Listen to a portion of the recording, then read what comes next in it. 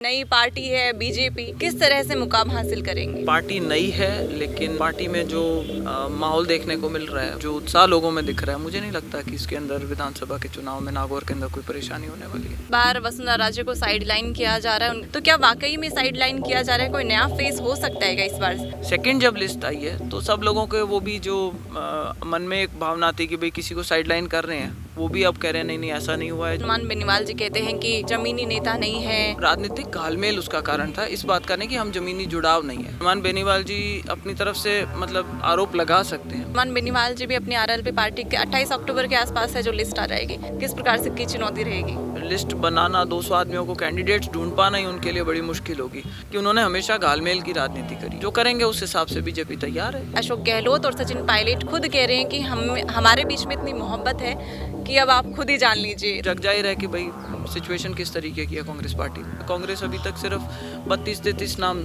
जारी करे उन्होंने इतनी बड़ी लिस्ट में से, तो ये कहीं ना कहीं दर्शाता है कि कहीं डिफरेंसेस बहुत ज़्यादा हैं और इसीलिए नामों के ऊपर सहमति नहीं बन पा रही है। मुख्यमंत्री रहे अशोक गहलोत अब बैठक में कहते हैं कि कुर्सी मुझे नहीं छोड़ रही है, कुर्सी को मैं छोड़ना चाहता हूँ, मुख्यमंत्री के पद को। क्या कहेंगे? तो ये कहना कि कुर्सी को मैं छोड़ना चाह रहा हूँ, कुर्सी मुझे नहीं छोड़ रही है, तो ये तो समीकरणों की बात है। जब भी चुनाव हो जाएंगे, जब कुर्सी भी छोड़ देगी या उनको छोड़नी पड़ जाएगी कुर्सी, दोनों में से कुछ ना कुछ फैसला तो होकर ही रहेगा। नमस्कार, मैं नेहा जोशी, आप देख रहे हैं द फैक्ट इंडिया। राजस्थान में चुनावी दौर है वो शुरू हो चुका है और बीजेपी ने अपनी सेकंड लिस्ट भी है जारी कर दी है, जिसमें 83 कैंडिडेट्स का है जो नाम घोषित किया है।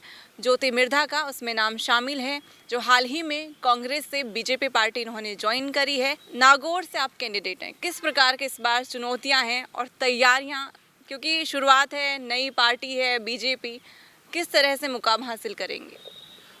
देखिए, नागौर कोई नया नहीं है, जाना पहचाना है। पार्टी नई है, लेकिन पार्टी में जो पिछले जब से मैंने ज्वाइन करी थी 11 तारीख को सितंबर में, तब से जो माहौल देखने को मिल रहा है, तो बड़ा अपनापन सा है। कोई वहाँ पे कोई ऐसी फीलिंग नहीं होती कि असहज महसूस करे आदमी।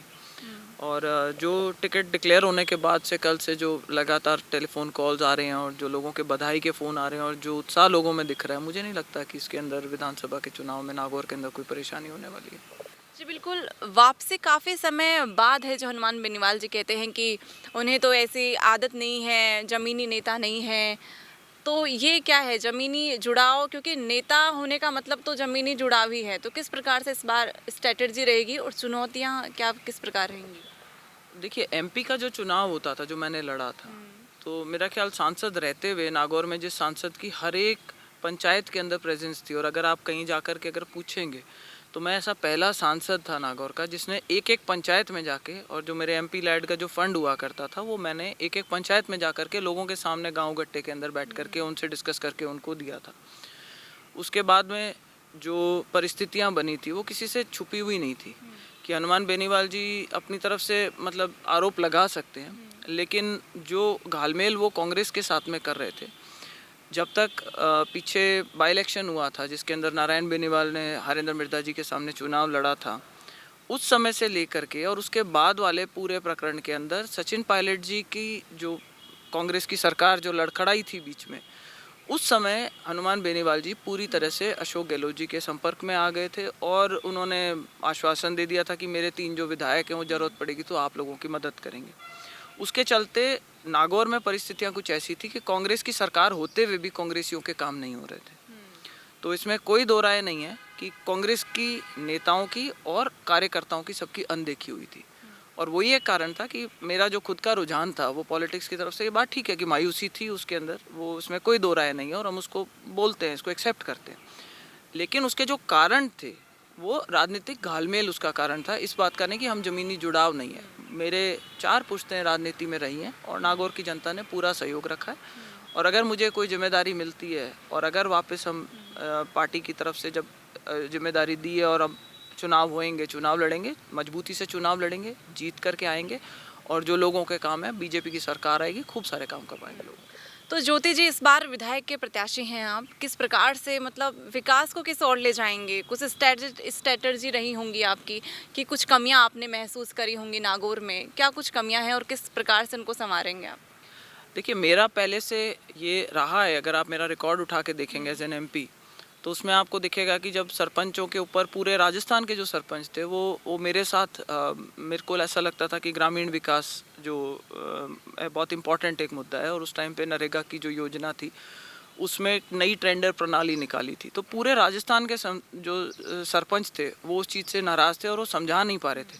तो मैंने उसके बीच में बीच बचाव करके और उसकी टेंडर प्रणाली जो है उसको चेंज करवाया था कि सरपंचों की मदद हो सके, क्योंकि ये कड़ियाँ होती हैं जिनसे आप नीचे तक सरकारी योजनाओं का बेनिफिट पहुंचा सकते हो। अब जैसे नागौर है, तो नागौर का विधानसभा का जो क्षेत्र है उसमें शहर भी आते हैं और उसमें अंदर गाँव भी आते हैं, सबकी अपनी अपनी चुनौतियाँ होती हैं। और जब सरकार आपकी होएगी तो जहाँ भी जिस भी तरीके से विकास कार्य करवाने या लोगों के पर्सनल काम करवाने, उसके अंदर हम लोग तैयार रहेंगे करवाने के लिए। नागौर क्षेत्र की अगर हम बात करें तो जाट बेल्ट और मुस्लिम बाहुल्य क्षेत्र है, निर्णायक स्थिति में यही कास्ट है। इस बार कास्ट फैक्टर, देखिए मुद्दे जाति के कुछ भी हों लेकिन वोट आखिर में कास्टवाद पे ही गिरते हैं। इस बार किस प्रकार से संवारेंगी इस जो कास्ट फैक्टर है, इसको किस तरह देखती हैं आप? देखिए, मुझे नहीं लगता कि नागौर के अंदर ये अभी कांग्रेस की तरफ से कैंडिडेट अभी डिक्लेयर होना बाकी है, तो ये नहीं कह सकते कि पूरी तरह से राजनीतिक बिसात बिछ चुकी है नागौर में। अभी सिर्फ मेरा डिक्लेयर हुआ है, आगे और भी कैंडिडेट्स आएंगे नहीं आएंगे, जो भी आएंगे उसके बाद इसके बारे में बता। एक जातीय समीकरण एक इशू हो सकता है, लेकिन वो इकलौता इशू हो ऐसा नहीं होगा। और पिछले 3 बार से जो नागौर की सीट है वो बीजेपी के खाते में जा रही है। तो मुस्लिम बाहुल्य थे, वो बीजेपी में थे नहीं थे, मतलब समीकरण चुनाव के अंदर लास्ट के अंदर बनते हैं, लेकिन जो माहौल होता है वो लार्जली डिसाइड करता है कि हवाओं का रुख क्या है, और वो हवाओं का जो रुख है वो बीजेपी की तरफ है। बिल्कुल। लेकिन अगर कांग्रेस सरकार की अगर हम देखें तो जिस तरह मीटिंग चली है, मीटिंग्स का दौर चला है, दिल्ली में बैठकें हुई हैं, अब मोहब्बत की दुकान की अगर वो बात कर रहे हैं कि अशोक गहलोत और सचिन पायलट खुद कह रहे हैं कि हमारे बीच में इतनी मोहब्बत है कि अब आप खुद ही जान लीजिए, तो ये क्या है, इस मोहब्बत का राज क्या है? क्या सच में वाकई में वो जो मायूसी थी कांग्रेस में क्या निपट चुकी है? क्या सच में वाकई में मजबूत हो गई है कांग्रेस? देखिए, दूसरों की पार्टी है, मुझे उसके अंदर कहना नहीं चाहिए, लेकिन ये तो आप भी जानते हैं कि जग जाहिर है सचिन पायलट जी और अशोक गहलोत जी के जो डिफरेंसेस हैं वो तो चुनाव के माहौल के अंदर सभी पार्टियां एका दिखाने का प्रयास करती हैं, और मेरे को लगता है ये भी उसी और एक कदम है। लेकिन जो टिकटों का वितरण होना था, जो लिस्ट हम सुन रहे थे कि 100 से ऊपर ज़्यादा कैंडिडेट्स की लिस्ट जारी होगी, पहली लिस्ट को बीजेपी 2 लिस्टें जारी कर चुकी है, कांग्रेस अभी तक सिर्फ 32-33 नाम जारी करे हैं उन्होंने इतनी बड़ी लिस्ट में से। तो ये कहीं ना कहीं दर्शाता है कि कहीं डिफरेंसेस बहुत ज़्यादा हैं, और इसीलिए नामों के ऊपर सहमति नहीं बन पा रही है, और इसीलिए जो सिटिंग एमएलएज हैं उनके नाम भी नहीं घोषित कर पा रहे हैं। तो जग जाहिर है कि भाई सिचुएशन किस तरीके की है कांग्रेस पार्टी में। 28 अक्टूबर तक है। हनुमान बेनीवाल जी भी अपनी आरएलपी पार्टी की है जो घोषणा कर देंगे कौन कौन प्रत्याशी होंगे। इसके 28 अक्टूबर के आसपास है जो लिस्ट आ जाएगी। चुनौती मानते हैं किस प्रकार के जो जाट बेल्ट से हैं वो भी किस प्रकार से की चुनौती रहेगी? ऐसा है, अभी तो वो समीकरण बैठाने में लगे हैं। मुझे लगता है कि ये थोड़ा सा उनके लिए भी चौंकाने वाला रहा है इनका जो ये सत्ता परिवर्तन जो भी यात्रा कर रहे थे ये। तो जहाँ भी जाएं वहाँ पे इनका विरोध हुआ है, जहाँ गए हैं वहाँ पे इनको लोगों का रुझान इनके प्रति नहीं लगा है, अकेला रथ चलता गया। हमने तो कुछ एक वीडियोस देखे थे, उसमें बता सकते हैं कि भाई माहौल पक्ष में नहीं था। तो अब उनके लिस्ट बनाना, 200 आदमियों को कैंडिडेट्स ढूंढ पाना ही उनके लिए बड़ी मुश्किल होगी। और मैं इस चीज़ को फिर दोहराना चाहती हूँ यहाँ आज ऑफिशियली कि उन्होंने हमेशा घालमेल की राजनीति करी है, और अभी भी वो कहीं ना कहीं शट्टो करके कि मेरे कैंडिडेट सामने कमज़ोर दे दो और मेरे ये जातीय समीकरण ऐसा मेरे पक्ष में कर दो, मैं 4 जगह आपके हिसाब से कैंडिडेट दे दूंगा या नहीं दूंगा, वो अभी भी इस गणित के अंदर उलझे रहेंगे। और मुझे नहीं लगता कि उसका कोई ज़्यादा सार निकलना है, क्योंकि अब एक्सपोज हो चुके हैं। तो जो करेंगे उस हिसाब से बीजेपी तैयार है। हम लोग उस चुनौती का सामना करने के लिए पूरी तरह से लगेंगे। ज्योति जी, लोकसभा में और विधानसभा में 33% आरक्षण है महिलाओं के लिए, घोषणा है जो कर दी गई है, अभी इम्प्लीमेंट होगा, लेकिन आप इसको किस प्रकार देखेंगी और महिलाओं के लिए क्या विज़न रहेगा इस बार? देखिए, मैं तो धन्यवाद करना चाहूँगी मोदी जी का कि बाकी पार्टियों ने आज तक बातें करी थी, उन्होंने दे दिया। और आप बाकी इससे सबसे बड़ा उदाहरण क्या होगा कि अभी तक नागौर की कितनी 6 सीटें डिसाइड हुई हैं, और उन 6 में से 3 महिलाएं हैं। तो ये अपने आप बताता है कि भाई बीजेपी का जो रुझान है वो वास्तव में ज़्यादा से ज़्यादा महिलाओं को किस तरीके से राजनीति के क्षेत्र के अंदर आगे लेकर के आ सकें। और ये तो तब स्थिति है जब अभी इसकी सिर्फ घोषणा हुई है औपचारिक तौर पर सेंसस के बाद में, परिसीमन के बाद में, तो वो आज ही लीडरशिप ग्रूम करने और लोगों को आगे बढ़ावा, महिलाओं को स्पेशली बढ़ावा देने का जो प्रयास है वो बहुत ही काबिल तारीफ़ है। बिल्कुल, जो दिव्या मदेरणा हैं वो भी काफ़ी तीखे बयानों पर हनुमान बेनीवाल पर बोलती आई हैं कि किस प्रकार के वो बयान देते हैं, कुछ भी वर्ड्स वो यूज़ कर लेते हैं, सहजता है वो बयानों में आजकल रही नहीं है। इस पर क्या कुछ कहना चाहेंगे? देखिए, राजनीतिक लड़ाइयाँ होती हैं और हम लोग राजनीतिक परिवारों से आते हैं। हम जब पैदा हुए थे, आंखें खुली थी, तब से हम लोगों ने राजनीति देखी है, चुनाव देखे हैं, चुनावी आपस में माहौल देखे हैं, चुनावी लड़ाइयाँ देखी हैं, लेकिन वो दुश्मनियाँ नहीं हुआ करती थी। अफसोस की बात यह है कि आज मैं बीजेपी में हूँ, वो कांग्रेस में है, पर हम जब आपस में कहीं मिलते हैं, ब्याह शादी में मिलते हैं, तो हम एक सोशल अपना एक वो रखते हैं। हनुमान जी ने उस सोशल फैब्रिक को ख़त्म करने का जो काम किया, समाज की बहन बेटियों को इतनी अभद्र भाषा में बात करना, मतलब ऐसा मुझे नहीं लगता कि किसी भी पब्लिक लाइफ के अंदर किसी भी आदमी से इस प्रकार की भाषा सुन करके कोई भी इम्प्रेस होता है। तो जो समाज का नुकसान किया है वो समाज अब देख रहा है, और लोगों को कैसे हमारे युवा साथियों को नशे की ओर लेकर के गए हैं। अब जहाँ गाँव में जाते हैं कहते हैं सब के टाबरा ने बिगाड़ दिया। तो एक ये जनरल परसेप्शन सा बन गया है कि उनके साथ में जिस तरीके से उन्होंने युवाओं को भ्रमित करके अपने साथ में जोड़ा, उन्होंने बातें बहुत करी, कई महिलाओं की बातें करते हैं, किसानों के हितों की बातें करते हैं, युवाओं की बात करते हैं, रीट के अंदर के पर्चा लीक हुआ उसकी बात करते हैं। मैं मतलब ये शर्तिया आप देखिएगा कि जब पूरी तय से तय खुलेगी इसकी रीट के जो पेपर लीक का मुद्दा है, उसमें कहीं ना कहीं हनुमान बेनीवाल जी का नाम ज़रूर आएगा। जब इनके आरएलपी के लोगों का नाम आ रहा है उसके अंदर, और ईडी ने अभी जब छापे डले थे, उसके बाद मुझे कुछ लोगों ने सोशल मीडिया पे एक फ़ोटोग्राफ वायरल हो रही थी जिसके अंदर जो पेपर लीक के सरगना हैं, जो सुरेश ढाका जी हैं, वो साथ में बैठे हुए हनुमान बेनीवाल जी के, और वो फोटोग्राफ चल रही है। तो कहीं ना कहीं इनकी घालमेल इसमें भी ज़रूर है। उन्होंने युवाओं के साथ में यहाँ पर भी भाषणबाजी जो भी करी है, लेकिन उन्होंने युवाओं के साथ यहाँ पर भी धोखा करा है, और ये चीज़ जब उजागर होगी तो युवा ही उनके खिलाफ आएंगे, माहौल वापस से बहुत उनके एंटी जाने वाला है, और वो ये चीज़ समझ रहे हैं, इसीलिए वो घालमेल करने के अंदर वापस सेटिंग करने में लगे हुए भी। बिल्कुल ज्योति जी, आप राजनीतिक परिवार से रही हैं और युवा हैं जो राजनीति में अपना भविष्य बनाना चाहते हैं, समाज का कल्याण करना चाहते हैं। इस प्रकार आप एक युवाओं को क्या संदेश देंगी और एक नेता की डेफिनेशन, परिभाषा आप क्या देंगी सिंपल तरीके से? देखिए, सबसे इम्पोर्टेंट जो कड़ी होती है वो मेरे नज़र के अंदर होती है राष्ट्र निर्माण। उसमें आप अपना अगर इंटरेस्ट कहीं पे भी हिंज करना चाहो तो आपको राष्ट्र निर्माण के साथ में करना चाहिए। आप जिस भी कैपेसिटी के अंदर उस और छोटा सा भी अपना एक कदम बढ़ा सको जहाँ देश आगे बढ़ सके, उन्नति कर सके, चाहे आप टीचर हो, चाहे आप डॉक्टर हो, चाहे आप कोई दुकान चलाते हो, चाहे आप कोई महिला हो, चाहे युवा हो, चाहे किसान हो, अगर आपका उद्देश्य जीवन में राष्ट्र को आगे बढ़ाने का है, तो जब सब लोग ऊपर उठेंगे, राष्ट्र जब आगे बढ़ेगा, तो सब लोगों के उन्नति का रास्ता खुलता है। और मैं भी यही कहूँगी कि दुश्मनी की जो ये राड़ की जो आपसी रड़क की राजनीति है, इसको छोड़ करके युवाओं से भी मैं कहूँगी राजनीति में ज़्यादा से ज़्यादा भाग लें, साफ़ सुथरी अच्छी छवि बना करके रखें, प्रोग्रेसिव बात करें, पॉजिटिव राजनीति की बात करें। राजस्थान में इस बार है जो मोदी के नाम पर ही है, जो बीजेपी अपना राजनीतिक दांव है जो खेल रही है, इसका कोई नुकसान हो सकता है या कोई सीएम फेस के लिए डिक्लेयर होने से है जो नुकसान इस बार हो सकता है? क्योंकि डिक्लेयर किया नहीं गया है, सीएम का फेस है।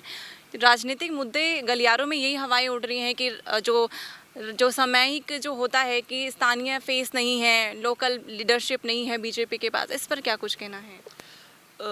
देखिए, फैसला ये बड़े लेवल का है, तो इस पर मैं ऐसे कमेंट करूँ ये ठीक नहीं रहेगा, लेकिन जो मेरी ऑब्जर्वेशन है पिछले कुछ समय की, उसमें मुझे लगता है कि जैसे सांसदों को विधानसभाओं के अंदर उतारा है, बड़े नेताओं को लड़ा रहे हैं, चुनाव लड़ा रहे हैं, तो उससे एक लोकल माहौल होता है।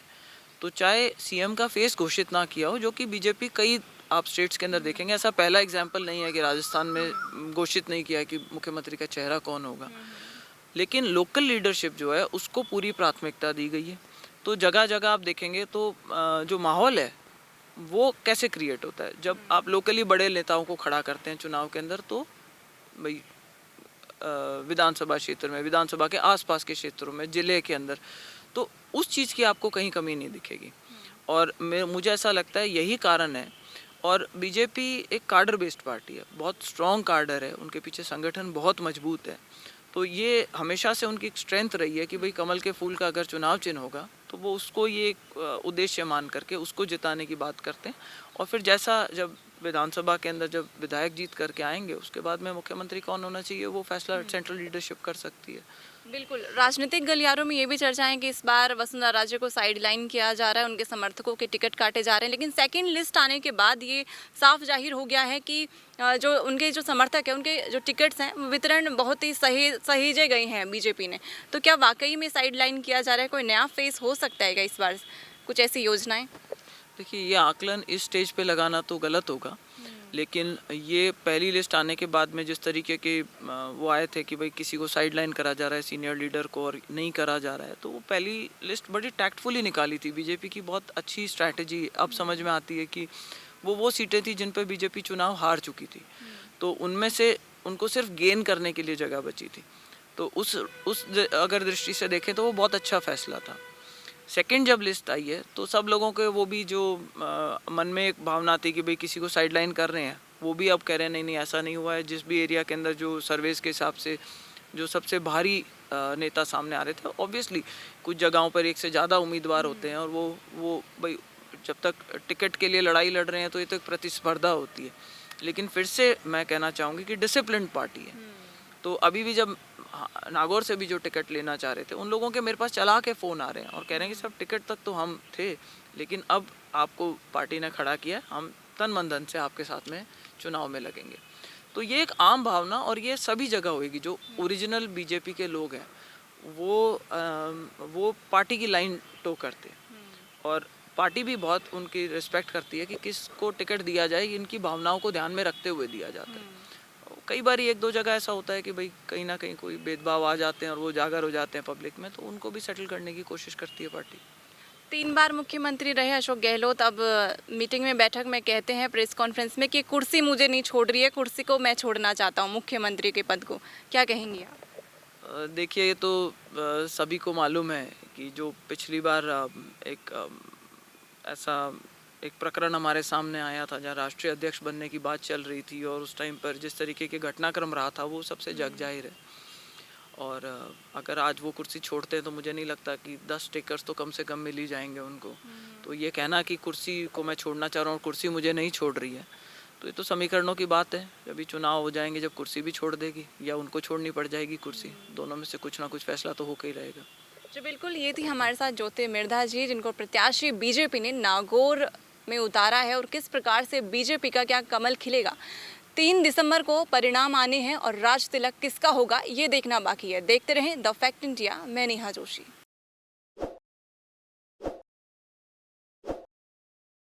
ताज़ा खबरों के लिए विजिट करें द फैक्ट इंडिया की वेबसाइट और डाउनलोड करें द फैक्ट इंडिया ऐप।